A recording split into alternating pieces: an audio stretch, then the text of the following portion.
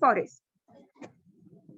मी तुम्हाला जितकं सोप्या भाषेत सांगू शकते तितक्या सोप्या भाषेत सांगण्याचा प्रयत्न करेन, because I am not a geographical student.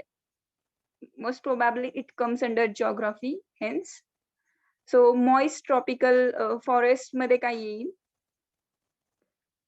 Moist term denotes काय करते तर it is relating with the humidity. Okay. So the tropical area having humidity or having enough moisture. So in that tropical wet evergreen forest पण येतात, semi evergreen येतात, moist डेसिड्युअस येतात आणि littoral आणि swamp येतात. ओके. सो वेट एव्हरग्रीन म्हणजे काय? For example tropical wet evergreen म्हणजे जसं की आपल्याकडे कोंकण एरिया आहे. ओके. सो वेट किंवा केरला आहे, तिथं काय आहे? इट इज ट्रॉपिकल ऑल्सो आणि वेट पण आहे.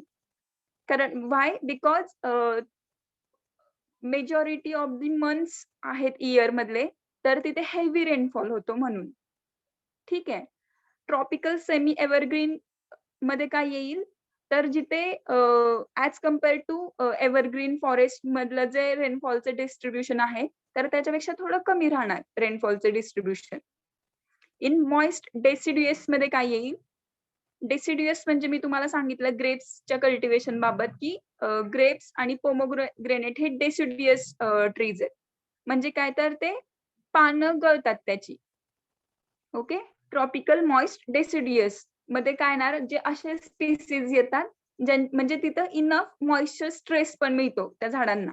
Okay. And the plant is having enough moisture also. म्हणजे इक्वल कॉन्ट्रीब्युशन असणार आहे मॉइश्चरचं आणि ह्युमिडिटीचं, म्हणजे टेम्परेचर आणि ह्युमिडिटी.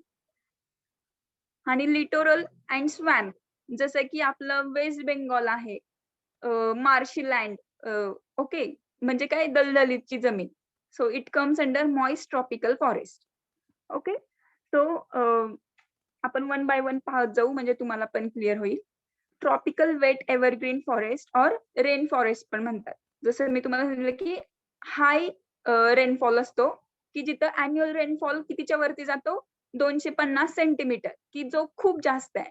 असं जनरली म्हणतात की जर तुम्हाला ऍग्रिकल्चरल क्रॉप प्रोडक्शन घ्यायचं असेल तर 75 centimetre rainfall is enough for any dryland agriculture. Okay. So 250 centimetre म्हणजे खूप जास्त झाला, हो की नाही? So the annual temperature is about 25 ते 27 डिग्री सेल्सिअस त्याचं अॅन्युअल टेम्परेचर असेल. म्हणजे which is a moderate temperature, not much high and not much cool. म्हणजे मॉडरेट नॉर्मल टेम्परेचर आहे ते. So the average annual humidity exceed 77%. See, जेव्हा normal temperature आहे म्हणजे ते कूल नाहीये but there is high rainfall, then there is also humidity पण असणार आहे. टेम्परेचर पण इक्वल आहे, टेम्परेचर कमी पण नाहीये जास्त आणि जास्त पण नाहीये, तर तिथे ह्युमिडिटी पण असणार आहे. And the dry season is distinctly short. जसं मी म्हटलं की तिथं हेवी रेनफॉल असल्यामुळं जो रेनफॉलच जास्त आहे, म्हणजे पावसाचं प्रमाण खूप आहे, त्यामुळे ड्राय पिरियड तुम्हाला ऑब्झर्व होणार का तर तो डिस्टिंक्टली कमी दिसणार, म्हणजे सिग्निफिकंटली कमी असणार आहे. सो त्याचे वैशिष्ट्य काय आहे? Evergreen forest due to high heat, high humidity, the trees of this forest do not shed their leaves together. But in case of आपण जे थर्ड टाइप पाहिला होता मॉइस्ट ट्रॉपिकल फॉरेस्ट मध्ये की ट्रॉपिकल मॉइस्ट डेसिड्युअस, तर त्याच्यामध्ये काय असणार आहे की हे जे दोन घटक आहेत, हाय हीट आणि हाय ह्युमिडिटी, तर ते तिथं व्हॅरी करणार आहेत. मॉइस्ट डेसिडियस फॉरेस्ट मध्ये तिथं हाय ह्युमिडिटी आणि हाय हीट व्हॅरी करेल. सो तिथं काय असणार आहे? प्लांट त्यांची पानगळती होणार आहे. So the trees of this forest, in case of evergreen forest मध्ये काय असणार आहे? Trees do not shed their leaves. Okay. So the trees often reach 45 to 60 meters in height. त्याच्यामुळे काय होणार आहे त्याचा ऍडव्हान्टेज की त्याची व्हेजिटेटिव्ह ग्रोथ फास्ट असणार आहे. And the thick canopy also from the air The tropical rainforest appears like a thick canopy of foliage broken only where it is crossed by large rivers or cleared for cultivation. म्हणजे high humidity, high temperature, high rainfall, which is making the favorable condition. म्हणजे जी growth साठी जी favourable condition असते ती all the time favourable असणार आहे. कोणाच्या favour मध्ये असणार आहे तर ट्रीच्या फेवर मध्ये असणार आहे. त्यामुळे तुम्हाला तिथे प्लांटची थिक कॅनोपी दिसेल, टॉल उंचच्या उंचच झाडं दिसतील. ओके, सो ह्या सगळे कॅरेक्टरिस्टिक आपल्याला कुठे दिसणार आहेत? Tropical evergreen, wet evergreen forest मध्ये. ओके, सो याच्यामध्ये काय आणखी त्यांनी दिलंय की all plant struggle upwards for sunlight, resulting in a peculiar layer arrangement. The entire morphology looks like a green carpet when viewed from above. So epiphyte म्हणजे काय तर जे वरती अपवर्ड डायरेक्शन मध्ये आहेत त्यांना epiphyte म्हणतात. की epiphytes less undergrowth. The sunlight cannot reach the ground due to a thick canopy. The undergrowth is formed mainly of bamboos, ferns, climbers आणि orchid. म्हणजे जे बाकीचे शॉर्ट हाईटचे प्लांट आहेत त्यांची अंडरग्रोथ होती. सो हे कुठं कुठं डिस्ट्रीब्युशन आहे, आपल्याला कुठे कुठे सापडतं वेट एव्हरग्रीन फॉरेस्ट? तर western side of the Western Ghats, some regions in the Purvanchal hills आणि इन दी अंदमान आणि निकोबार आयलँड मध्ये. पूर्वांचल हिल्स म्हणजे काय? पूर्वांचल हिल्सचा एरिया कोणता आहे? Do you know? जे नॉर्थ ईस्टर्न पार्ट आहे. ओके, त्याला पूर्वांचल म्हणतात. पूर्व म्हणजे ईस्टर्न, आंचल म्हणजे माउंटेनियस जो पार्ट आहे ते. Okay, so Arunachal Pradesh, Assam, Mizoram, Nagaland, all those states, 7 states which are located at the northeast of India. Okay, those come under this wet evergreen forest. Okay, so Andaman and Nicobar is also part of this. आणि in western side of the western घाट, आता western side of the western घाट कोणता आहे? कोंकण, आपला जो कोंकणचा area आहे तो, Karnataka, Kerala. Okay, so these states come under tropical wet evergreen forest. So the कुठले कुठले प्रकारची झाडं तिथे दिसतात किंवा plant species. So here the most important point is this. तुम्हाला काय फॅक्ट लक्षात ठेवायचे, तर तुम्हाला हे तर कळालं की वेट एव्हरग्रीन फॉरेस्ट मध्ये काय काय येतं? Highest rainfall, highest humidity, highest temperature, उंचच्या उंच झाडं, थिक कॅनोपी, आणि वरती सगळं थिक असल्यामुळे खालची जी शॉर्ट हाईटचे प्लांट आहेत त्यांचे काय असणार आहे? अंडरग्रोथ. कुठं येतं तर तेही समजलं आपल्याला. जी कोस्टल एरिया आहे, अंदमान निकोबारचं बेट आहे आणि पूर्वांचल मध्ये येतं. ओके, आता कुठले कुठले प्रकारची झाडं येतात? तर hardwood. The timber of this forest is fine grain, hard and durable. It has high commercial value, but it is highly challenging to exploit due to dense undergrowth, absence of pure stands, and lack of transport facilities. So different plant species like mahogany, mesua, white cedar, jamun, canes, and bamboo. So just 1 second, I will just show you the different plant species. So we will be clear here itself. 1 sec. 1 second.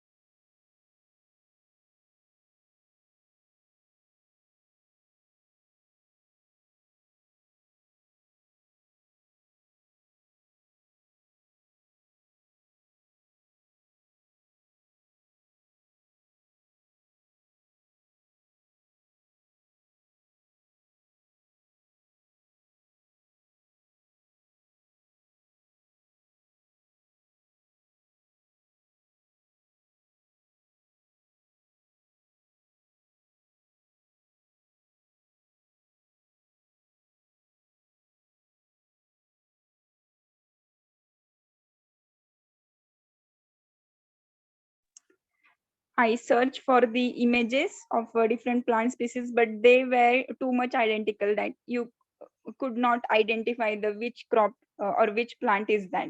So better way, I'll share those images. Okay. मी व्यवस्थित त्या images ना identify करून त्याला थोडं edit करून नावांसहित तुम्हाला मी शेअर करेन. So so that you can remember those. ठीक आहे.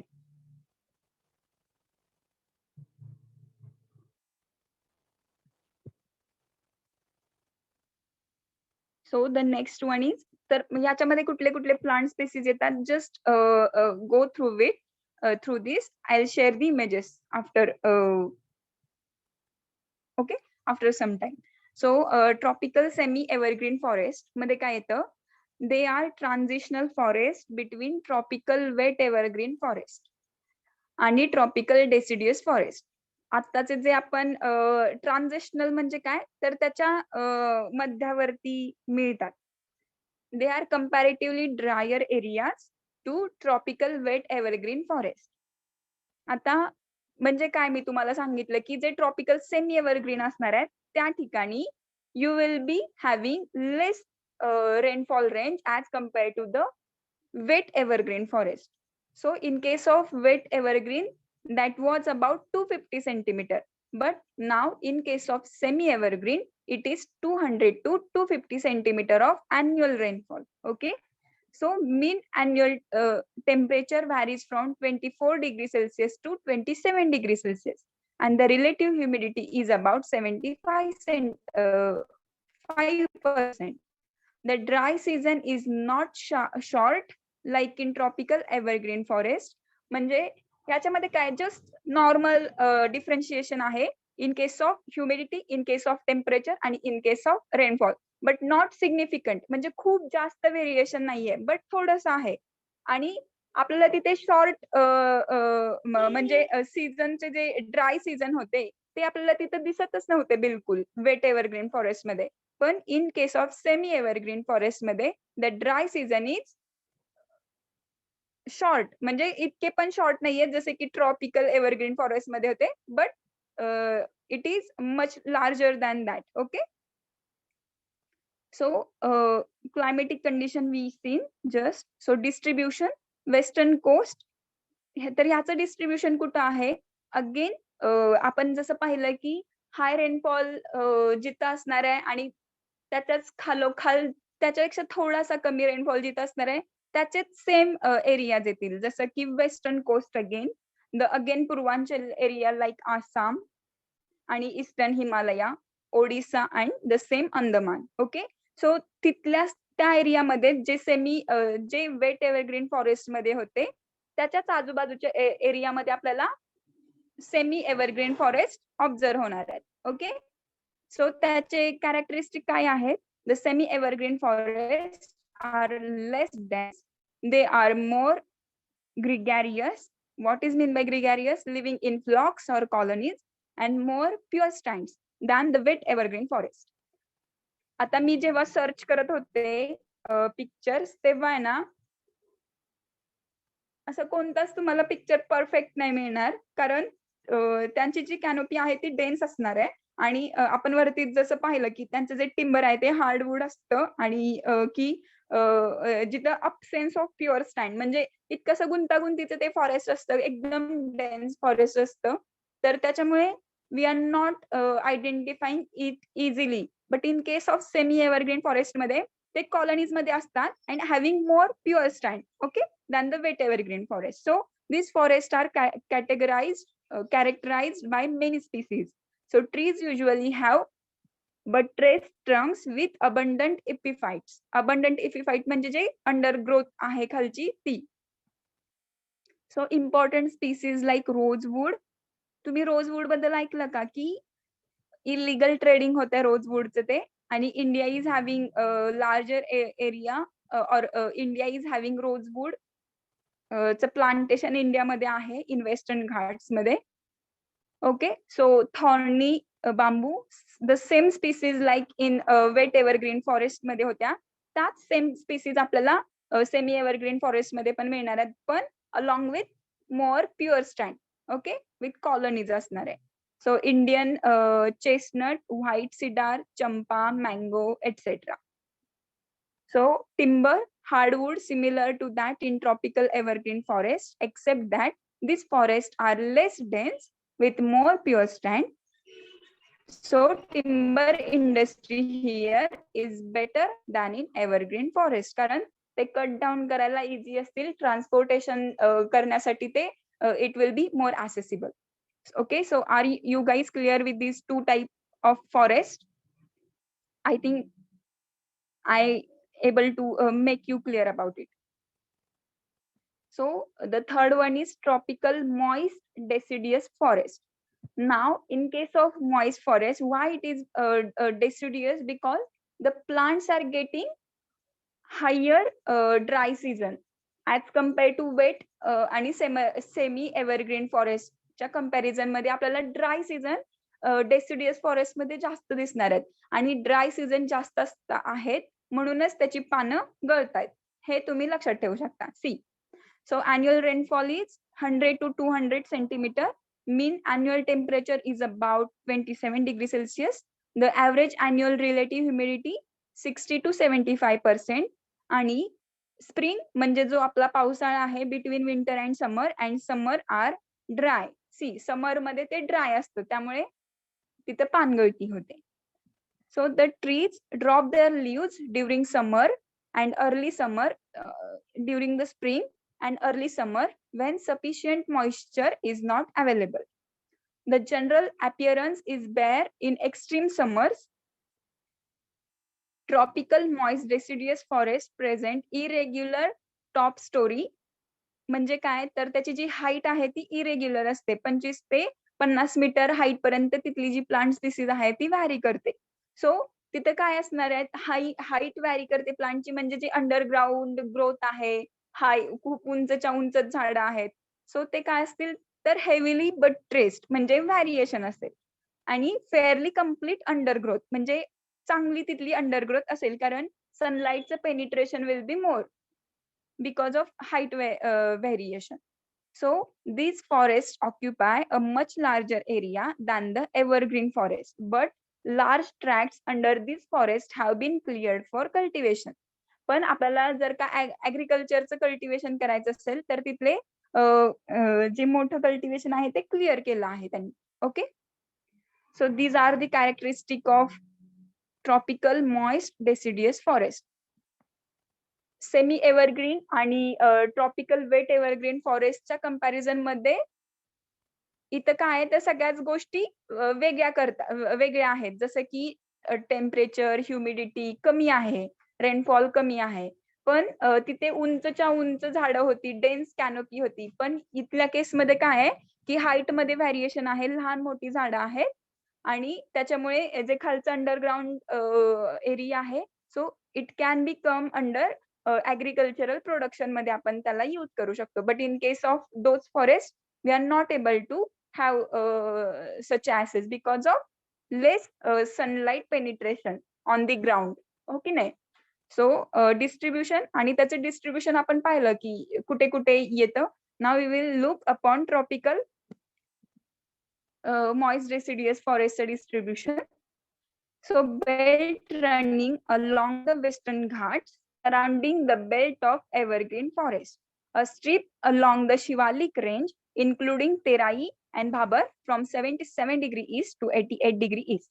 आता तेराई काय आहे, ही शिवालिक रेंज काय आहे, what are this? So Shivalik is a lesser part of the Himalaya. Okay, so lesser part of Himalaya म्हणजे काय तर उत्तराखंड किंवा Bihar, UP, then Sikkim, then इकडे Tripura, Manipur, Mizoram. Okay, so these part comes under the Shivalik range. Shivalik range म्हणजे जिथून म्हणजे मध्यावरती आहे कशाच्या आपला जो मध्य प्रदेश आहे त्याच्या वरचा भाग की जो हिमालयाच्या पायथ्याशी येतो त्याला म्हणायचं Shivalik range. Okay, so see here the Manipur, Mizoram, hills of eastern Madhya Pradesh, Chhattisgarh, Chota Nagpur plateau, Odisha, some part of West Bengal, and again Andaman and Nicobar Islands. तुम्हाला मी त्यांना कशा काढून दाखवते एक second so that you can understand.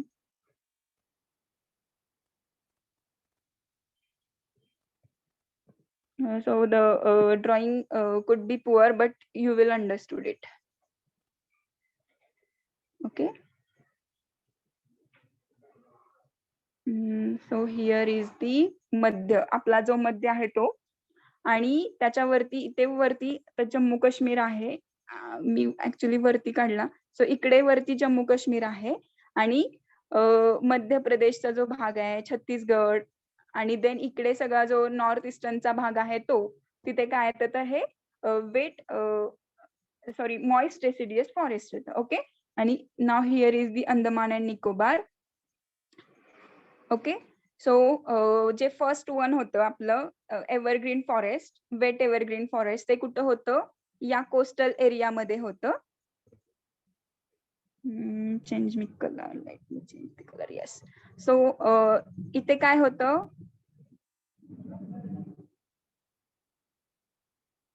आपला वेस्टर्न कोस्टल एरियामध्ये केरला, कर्नाटका, महाराष्ट्र, गुजरात, जिथे कोकण पट्टी आहे तिथं 1 नंबरचं फॉरेस्ट होतं. ओके. आणि सम काइंड ऑफ लाईक इथं पण होतं अंदमान आणि निकोबार बेटामध्ये आणि पूर्वांचल प्रदेशमध्ये पण. आणि in case of semi evergreen forest ते पण तशाच रेंजमध्ये आपल्याला सापडलं, हो की नाही? अंदमान निकोबार, नंतर हिमालयांची रेंज, जसं की आपण पाहिलं Manipur, Mizoram, Assam. So the second one was here. And the third one that is moist deciduous forest, ते कुठे आहे तर इथं आहेत. ओके. हा जो पार्ट आहे तर त्यामध्ये ते बिलॉंग करतात. Okay. So I think I am making it clear to you. So याच्यामध्ये कुठल्या स्पेसीज आहेत? This provide valuable timber like teak wood जे आहे ते आपल्याला इथं मिळतं. The main species found in this forest are teak, sal, laurel, rosewood, amla, jamun and bamboo. It is comparatively easy to exploit these forests due to their high degree of pure stand. Gregariousness म्हणजे काय? तर आपण जसं पाहिलं त्याच्या हाईट मध्ये variation आहे. म्हणजे ऑब्व्हियसली जे आपल्याला झाडं हवीत त्याच्यामध्ये एक प्रॉपर स्पेस मेंटेन असणार आहे. So we can easily cut them out, हो की नाही? सो त्याचं ट्रान्सपोर्टेशन किंवा access to the cutted trees is more easy in case of moist deciduous trees मध्ये. आणि मेजॉरिटी ऑफ द प्लांट कुठला आहे? जसं की टीक, sal, jamun, amla, rosewood, bamboo. Okay. So these are the. Now variation is being observe की आता इकडे आपल्याला टीक वूड दिसतंय, but before that we are just having rosewood, bamboo. Okay. Mesua, mahogany, white cedar वगैरे ते आपल्याला. Now here wood is the teak wood. Okay. So are you understanding, or I am just running behind the facts and just. Are you understanding, guys? Please reply me. Yes, no. Yes, ma'am. Okay. Thank you. So the fourth one is littoral and swamp forest. So in case of littoral and swamp forest, की जे मी तुम्हाला म्हटलं की दलदलीचा भाग, जसं की waste बेंगॉलचं Chilika lake जर का if you have heard about it, तर तिथे दलदलीचा भाग असतो जास्त. So they can survive and grow both in fresh as well as in brackish water. The mixture of sea water and fresh water in estuaries is called brackish water. आपलं fresh water नदीचं पाणी west Bengal असं आहे की bay of Bengal जो west बेंगॉलच्या खाली आहे, बांगलादेशच्या खाली, तिथे काय आहे तर ज्या ईस्टर्न डिरेक्शनला वाहणाऱ्या नद्या आहेत एक्सेप्ट नर्मदा आणि तापी, की जी पश्चिमेकडे वाहते. ज्या इतर नद्या आहेत जसं की गोदावरी, कृष्णा, भीमा, सो त्या सगळ्या नद्या वेस्ट बेंगॉलमध्ये काय करतात, येऊन मिळतात. So there may be some area like before the म्हणजे त्या एंटर करण्याच्या आधी एक फ्रेश वॉटर एरिया आहे, and immediate after that there is area where they are entering into the sea water, and that area itself called as a brackish water. Okay, so त्याची सलाइनिटी can range from 0.5 to 35 ppt, म्हणजे सलाइनिटी vary करते, हो की नाही, कारण fresh water पण आहे त्याच्यामध्ये अँड द सलाइन वॉटर पण आहे, because the rivers are just entering or just meeting that whole sea, the Bay of Bengal. Okay, so occurs in and around deltas. Delta म्हणजे काय, तर जिथे नद्यांचं काय म्हणतात, पात्र असतं, नदी पात्र. So estuaries and creeks prone to tidal influences, म्हणजे टायडल म्हणजे काय, तर लाटा असतात, मोठमोठ्या टायडल इन्फ्लुएन्सेस असतात. So littoral relating to or on the shore of the sea or lake. Littoral म्हणजे काय, मी तुम्हाला आता सांगितलं की शोर म्हणजे किनारा, कोणाचा, सीचा किंवा त्या लेकचा. ओके, त्या तलावाचा किंवा त्या लेक सीचा जो किनारा आहे तिथं लिटोरल फॉरेस्ट ऑकर होतं. मी तुम्हाला आता जसं सांगितल्याप्रमाणे तसं, की जिथं नद्या समुद्राला मिळतात तो दलदलीचा भाग. Forest occur at several places along the coast. So swamp forest are defined to the deltas of the Ganga, Mahanadi, Godavari, Krishna आणि कावेरी, की ज्या वेस्ट बेंगॉलमध्ये त्यांचं पाणी येऊन मिळतात. Okay, so dense mangrove occur along the coastal line. Mangrove forest म्हणजे काय, जे दलदलीची वनप्रदेश असतात त्याला मँग्रोव्ह म्हणतात. All along the coastal line in sheltered estuaries, tidal creeks, back waters, salt marshes, mud flats etcetera. म्हणजे त्यांनी काय हे जे वर्ड्स आहेत ते जस्ट डिनोट करतात की हाऊ द कोस्टल लाईन और how that littoral forest can be named with different words like backwater, salt marshes, mud flat, tidal creeks, sheltered estuaries. All are the words related with the littoral and swampy, marshy forestries. It provides useful fuel wood. Okay, जसं की high rainfall area आहे, high humidity आहे, so that kind of weather is favorable to the favorable to the plant growth. So same like that in case of swampy आणि marshy land पण काय आहे तर favourable आहे फॉर सम फ्युएल वूड साठी. Okay, so the most pronounced and the dense is the Sundarban. Yeah we know that west बेंगॉलचं जे सुंदरबन आहे it's most popular. Okay, in the Ganga delta where the predominant species is sundari. Sundari झाडं मिळतात तिथं. Okay, त्याचं botanical name काय आहे तर हेरिटिरा. Okay, so it provides hard and durable timber which is used for construction, building purposes and making boats. The important species found in these forests are sundari, agar, rhizophora, screw pines, canes and palms. So the whole different plant species are there.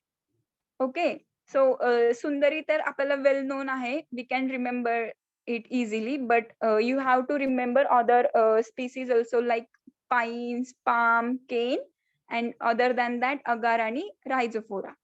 So these are the 5-6 important species of swamp forest you have to remember. So that was about the first classified tropical forest, that is moist tropical forest, and in that we have studied wet, semi-evergreen, moist आणि littoral आणि swamp forest. Okay, so the B part is that dry tropical forest. So in dry tropical forest, tropical dry evergreen forest, त्याच्यामध्ये काय येतं, distribution along the coast of Tamil Nadu. आता तमिळनाडू कुठे आहे माहिती का, तमिळनाडू केरला कर्नाटका नंतर तमिळनाडू आहे. म्हणजे त्याला जास्त सी किंवा कोस्टल एरिया नाहीये. मध्ये येतं ते तमिळनाडू. काय येतं जसं की महाराष्ट्राला थोडी तरी कोस्ट आहे, मुंबईचा समुद्र आहे, अरेबियन सी लागतो, पण in case of Tamil Nadu we don't have shore like border. Okay, म्हणजे ते थोडं लँडलॉक आहे. त्याच्या आजूबाजूला सगळे स्टेटच आहेत. सो त्याचा जो पाण्याचा सोर्स असेल तो काय असणार आहे? जी नदी वाहते, कावेरी किंवा ज्या भगीरथी ह्या नद्या वाहतात ना, ते त्याचे पाण्याचे सोर्सेस आहेत. Okay. So the dry evergreen फॉरेस्टमध्ये तामिळनाडूचा कोस्ट येतो. सो क्लायमॅटिक कंडिशन इज आता ड्राय ट्रॉपिकल फॉरेस्टमध्ये as compare to the moist tropical forest rainfall could be less. Okay, so annual temperature of 100 centimeter mostly from the northeast monsoon winds in October to December.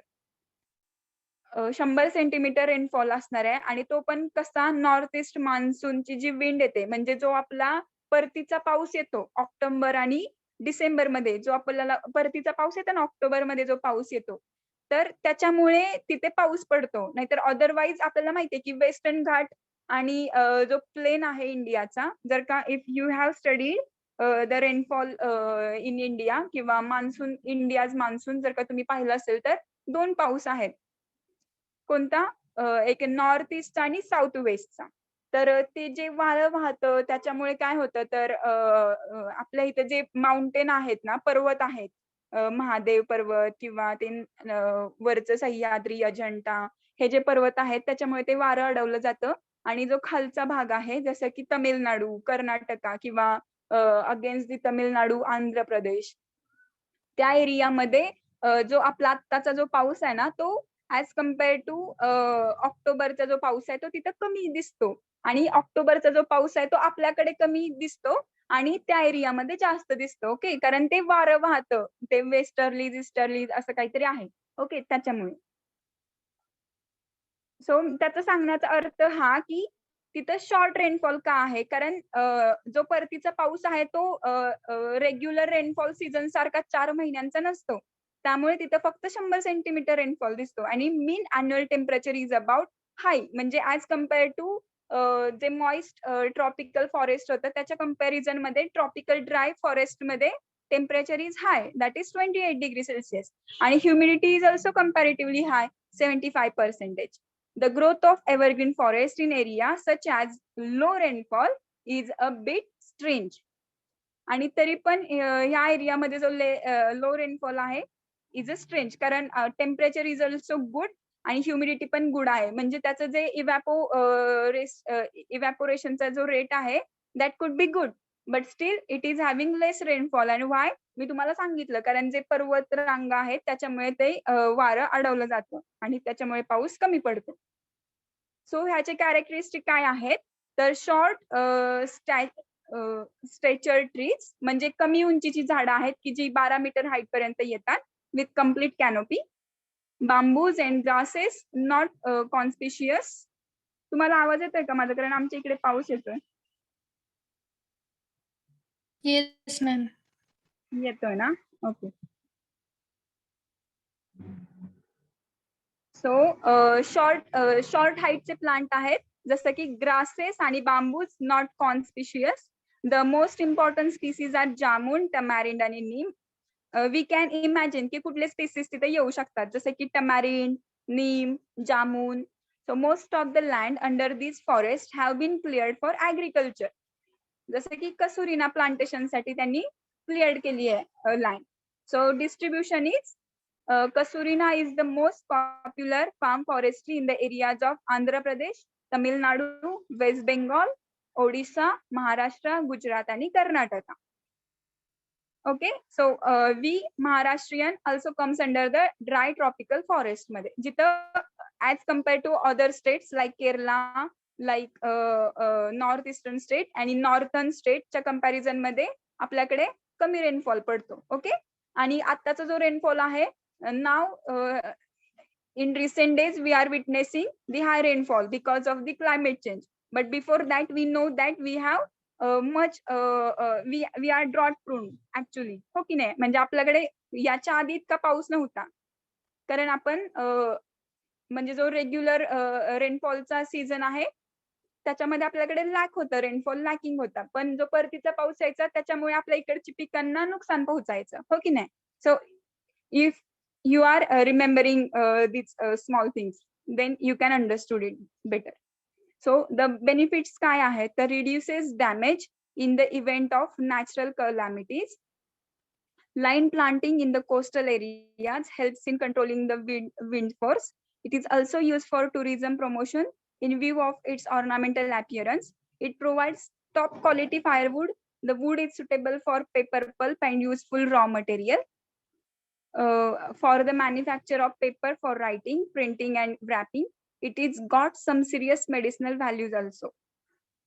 Okay, so these are the benefits of the trees किंवा तो जो forest आहे ते grow केल्यानंतर what kind of different benefits we can have. So wasteland development, the characteristic which make it a suitable species for wasteland development include adaptability to wide range of habitat. कारण short duration rainfall पण आहे, humidity चांगली आहे, म्हणजे high humidity, high temperature and along with that less water, तर त्याची wider adaptability आहे. म्हणजे wide range of habitats, fast growth, salt tolerant, drought resistant, ability to reclaim land आणि stabilize sand dunes. So it is just kind of a resistant forest. म्हणजे सगळ्या जे natural factors आहेत त्याला ते रेजिस्ट करतं. So intercrops such as groundnut, cucumber, watermelons and other pulses can also be raised along with the plantation. म्हणजे we can go for the plantation as well in the forest trees itself. So the second one is tropical dry deciduous forest. Okay, so tropical dry evergreen forest मध्ये आपण हे पाहिलं. Now tropical dry deciduous forest मध्ये 100 to 150 centimeter annual rainfall आहे. So these are similar to the moist deciduous forest and shed their leaves in the dry season. Deciduous बोललं की the trees are shedding their leaves. Okay, the major difference is that they can grow in areas of comparatively less rainfall. Deciduous म्हटलं की definitely there is a less rainfall, कारण short काय dry season तिथे असल्यामुळे ते plants काय करतात, त्यांची पानं गळतात. Okay, so they represent a transitional type. Transitional म्हणजे in between moist deciduous on the water side and thorn forest. Thorn म्हणजे काय आहे तर जास्त ड्रायर झालं. मॉइस्ट म्हणजे काय आहे गुड मॉइश्चर अवेलेबिलिटी आणि त्याच्या मध्यावरती transitional forest. So they have closed but uneven canopy. आपण मगाशी पण पाहिलं की त्याची अनइवन कॅनोपी असते. So the forests are composed of mixture of few species of deciduous trees rising up to a height of 20 meter. Undergrowth, enough light reaches the ground to permit the growth of grass आणि climbers. Again, height मध्ये variation असेल त्यामुळे variation in the plant species also. So they occur in an irregular wide strip. Irregular मध्ये सापडतं आपल्याला deciduous dry deciduous forest, जसे की Himalayas to Kanyakumari, except Rajasthan, western Ghats आणि वेस्ट बेंगॉल. यांना सोडून आपल्याला मध्ये जे प्लेन आहेत पेनिन्सुलर प्लेन मधला, तिथे सगळ्यामध्ये आपल्याला ड्राय डेसिडियस फॉरेस्ट पाहायला मिळतं. तर याच्यामध्ये कुठले स्पीसीज आहेत, teak, axlewood, rosewood, common bamboo, red sanders, laurel आणि satin wood. So these are the different species आहेत तिथे. So large tract of this forest have been cleared for agricultural purpose and this forest have suffer from overgrazing or fire. म्हणजे dry आहेत त्यामुळे तिथं फायरचे chances पण जास्त असणार आहेत, कारण obviously. Okay, so this is about dry deciduous forest. Dry deciduous forest मध्ये काय आहे तर कमी रेनफॉल आहे आणि व्हेरिएशन इन द हाईट आहे, त्यामुळे व्हेरिएशन इन द स्पीसीज पण आहे. त्यामुळे आपल्याला different variety of species we can go for. आणि एक्सेप्ट वेस्टर्न कोस्ट आणि वेस्ट बेंगॉल, राजस्थान याला सोडून सगळीकडे tropical dry deciduous forest observe होतं. So the third one is this tropical thorn forest. Okay, so ह्याच्यामध्ये तर थॉर्न फॉरेस्ट आहे, याच्या वर्ड मध्येच काय आहे की कमी रेनफॉल असेल, ह्युमिडिटी कमी असेल आणि टेम्परेचर मात्र जास्त असेल.